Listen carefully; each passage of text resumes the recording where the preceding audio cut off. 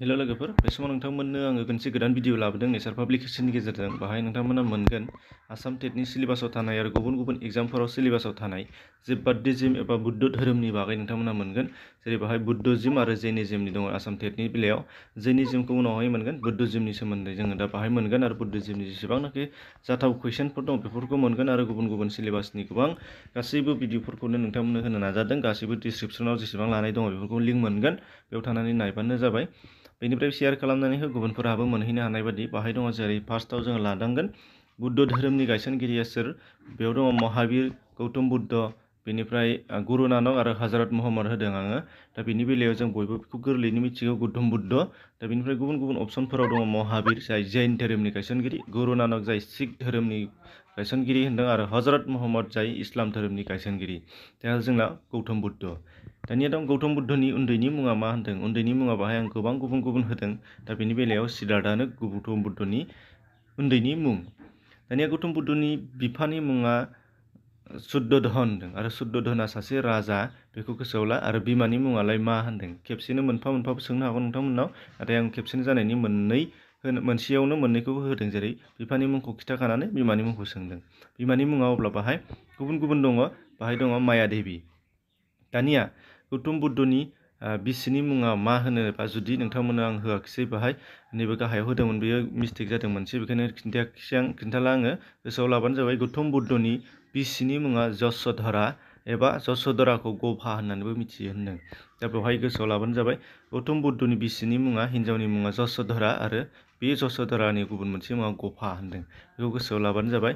नैबे नेक्स्ट नाम्बारखौ नांला, नैबे गाहायनिफ्राय फैदो। दानिया गाहायनि बबे जायगायाव गौतम बुद्धआ जोनोम मोन्दोंमोन होनदों नैबेयाव।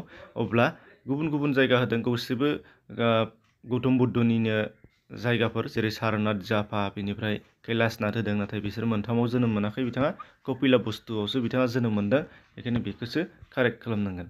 कपिलाबस्तुआव गौतम बुद्धनि जोनोम जायगा। बेनिफ्राय गाहायनि बबे मोनसे दाननि पुर्निमा सानाव गौतम बुद्धआ जोनोम मोन्दोंमोननो। गाहायाव बबेयाव मोनसे दानाव, बबे मोनसे दाननि माने मासनि पुर्निमा खालि गौतम बुद्धआ जोनोम मोन्दों। बेहाय दङ माघ होदों, बैसाग होदों, पौष होदों, आघोन होदों।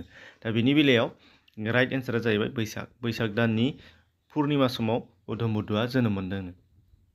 बेनिफ्राय गौतम बुद्धनि गियान मोननाय फाख्रि बिफांनि मुङा मा होनो। गौतम बुद्धआ गाव गियान मोननाय, धोरोम फोसावनो गियान मोननाया जाहैबाय फांसे फाख्रि बिफाङाव बिथाङा ध्यान खालामनानैसो मोन्दों। आरो बे ध्यान खालामनानै मोननाय फाख्रि बिफांनि मुङा मा होनदों। बेयाव गुबुन गुबुन होफादों ओरैनो, नाथाय बेफोरनि मोनसेबो नङा। नैबे कारेक्टआ जाहैबाय बोधिधर्म। बोधिधर्म, बे बिफांनि सिङाव जिरायनानै बिथाङा मा होनो गियान मोन्दोंमोननो। बेनिफ्राय गाहायनि बबेया बुद्ध धोरोम एबा धोरोम बिजाब होनदों। बुद्ध धोरोमनि धोरोम बिजाब बेयाव दङ, नोंथांमोननो गोबां होदों। जेरैहाय कुरान होदों, आगम होदों, त्रिपिटक होदों, आरो गीता होदों। बेनि बेलायाव जोंना कारेक्ट एन्सारा त्रिपिटक। त्रिपिटकआ जाबाय बुद्ध धोरोमनि गोथार बिजाब। आरो गीताखौथ' जों बयबो मिथिगौ, हिन्दु धोरोमनि। कुरानखौ जों बयबो मिथिगौमोन, इस्लामनि। दानिया आगमालाय मा? आगमा जाहैबाय जैन धोरोमनि गोथार बिजाब आगम। बेनिफ्राय बाव दं गाहायनि बबेयो त्रिपिटकनि बाहागो नङा होनदों। त्रिपिटकखौ मोनथाम बाहागोआव रानदों। बेनिनो बेलायाव मोनसे नङा, मोनथामखौ कारेक्टखौनो होखादों। ओंखायनो बबे मोनसेया गोरोन्थि होनदों। बेनि बेलायाव नैबे पिलापिटक बे नङा। बेनिफ्राय बाखि जेसेबांनाखि दङ बिसोरो नंगौ। अब्ला गोसोआव लानांगोन बेखौबो। बिनय पिटक, शुद्ध पिटक, आरो अभिधम्म पिटक। बेखौ मोनथाम बाहागोआव बुद्ध धोरोमनि गोथार बिजाब त्रिपिटकखौ मोनथाम बाहागो खालामदों। आरो बे मोनथामनि थाखायनो थ्रि जादों। त्रिपिटक, मोनथाम पिटक जादों। बेखौ गोसोआव ला। त्रिपिटक माने मा? मोनथाम पिटक। आरो बे मोनथाम पिटकआ मा मा होनो? बिनय, शुद्ध, आरो अभिधम्म। बे मोनथाम पिटक। बेखौ गोसोआव लाथारनांगोन, मानो होनबा बे मोनथामा कमन जागोन। बे मोनथामनि थाखायनो त्रिपिटक। थ्रि माने मोनथाम, पिटकआनो पिटक बे। दानिया त्रिपिटकखौ लिरनाय रावा जादोंनो मा मा रावाव? बै समावथ' संस्कृत सोलियोमोन, पालि, प्राकृत आरो उर्दु बिसोर सोलिजोबोमोन। बे बेलायाव जोंना पालि रावजोंसो लिरनाय जादोंना त्रिपिटक राव। बेनिफ्राय गाहायनि बबेया बुद्ध धोरोमनि मोन्थोर होनदों। बबे मोनसेया बुद्ध धोरोमनि मोन्थोर होनो। मोन्थोर बाहाय दङ जोंहा बुद्धं शरणाथ गच्छामि, बे मोनसेनो। बेनिफ्राय सघं माने सधं शरणम गच्छामि, बे मोनसे। बेनिफ्राय धर्म शरणम गच्छामि, बे मोनसे। आरो गोजौनि गासैबो होदों।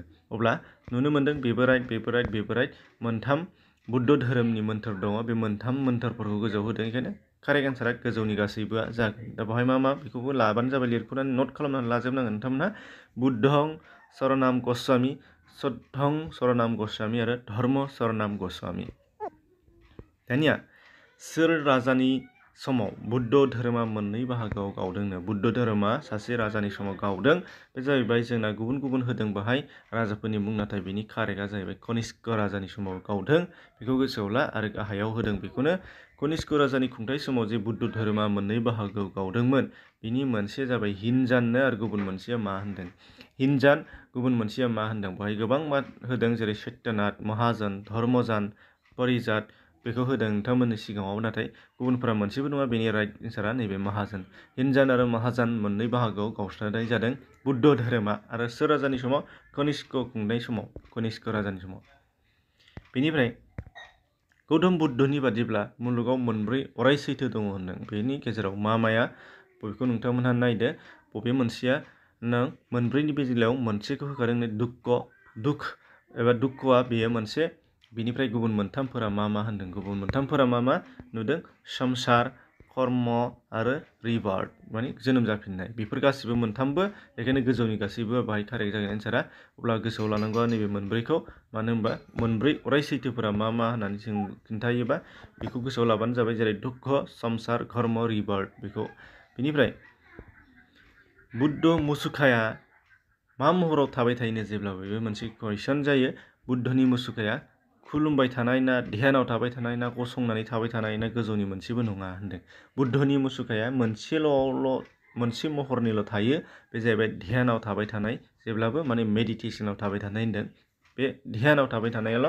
बुद्धनि मुसुखा गसंनानै थानाय नुनाय नङा होनदों मालाबाबो बेनिफ्राय बुद्ध धोरोमनि सिबिसालिखौ जोंहा मा बुङो बुद्ध बिहार बुद्ध स्ट्यान बुद्ध घर मन्दिराथ' नंथ्रा बुद्ध घरबाथ' न'आवसो होनाय जायो बुद्ध स्टान माने जायगा बेबो नङा बुद्ध बिहार होननानै बुंनाय जायो बयबो मिथिगौआ गोरलैनिफ्रायनो दानिया बुद्ध धोरोमनि गुरुखौ मा बुङोनो बे मोनसे बाथ्रा गुरु बुङो ना ऋषि बुङो ना मंक बुङो ना दालाइ लामा बुङो बे जाहैबाय दालाइ लामा बुद्ध धोरोमनि गुरुखौ दालाइ लामा होननानै बुंनाय जायो गोसोआव ला दानिया दालाइ लामानि ओंथिया मा होनदों दालाइ लामानि ओंथिया मा दालाइ लामानि ओंथिया जाबाय गुरु असिन मास्टार लिडार बबे मोनसे कारेक्ट होनदों दालाइ लामानि ओंथिया असिन एबा लैथोमा होनो दालाइ लामानि ओंथिया लैथोमा मानि लैथोमा गियाननि लैथोमा बेखायनो दालाइ लामानि ओंथिया असिन एबा बुद्ध धोरोमनि गुरु दालाइ लामा दानिया भारतनि बबे रायजोआव बांसिन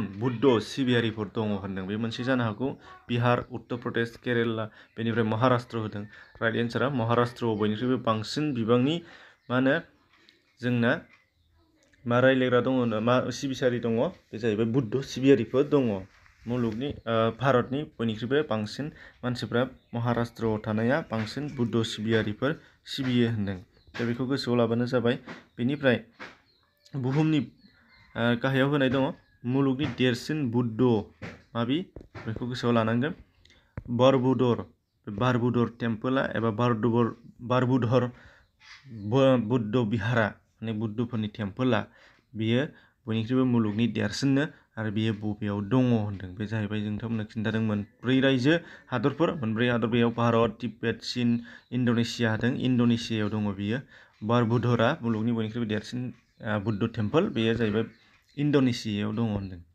बेनिफ्राय लास्ट नाम्बार होदों बाहाय भारतनि देरसिन बुद्ध बिहार टावां मनास्टारिया बबेयाव दङ होनदों टावाङा बेयाव भारतआव थानाय बयनिख्रुइबो देरसिन बुद्ध धोरोमनि टेम्पोल बेवहाय दं उत्तर प्रदेश अरुणाचल महाराष्ट्र आसाम होदों बे जाहैबाय अरुणाचल प्रदेशआव थानाय टावां बयबो बेरायहैखायो बयबो मिथिगौ दा बेनो बुद्धफोरनि भारतआव थानाय बयनिख्रुइबो देरसिन टेम्पोल होनदों दा बेफोर बाथ्राफोरा थांबाय जोंहा दानिया बेनिफ्राय गुबुन नोंथांमोनहा मोनबावनो हागौ बेखौ नोंथांमोनहा नागिरनानै लाबानो जाबाय जेरै मुलुगनि बयनिख्रुइबो बांसिन सिबिजानाय बुद्ध सिबियारि हादोरा बबे होनदों बे जाहैबाय चीन हादराव बयनिफ्रायबो बांसिन सिबियोनो चीनाव बेनिफ्राय गुबुन गोबां एसियानि हादरफोराव बुद्ध धोरोमारिफोरा दङ बेफोरखौ गोसोआव लाजोबबानो जाबाय दानिया गुबुन सिलेबासनिखौ नोंथांमोना डिसक्रिपसनाव बेनिफ्राय गोबां भिडिअफोर मोनगोन गुबुनफोरनो शेयार खालामना हो जाहाथे गुबुनफ्राबो मोनहैयो जोंबो भिडिअ खालामनो इन्टारेस्ट मोनो गोजोन्थों।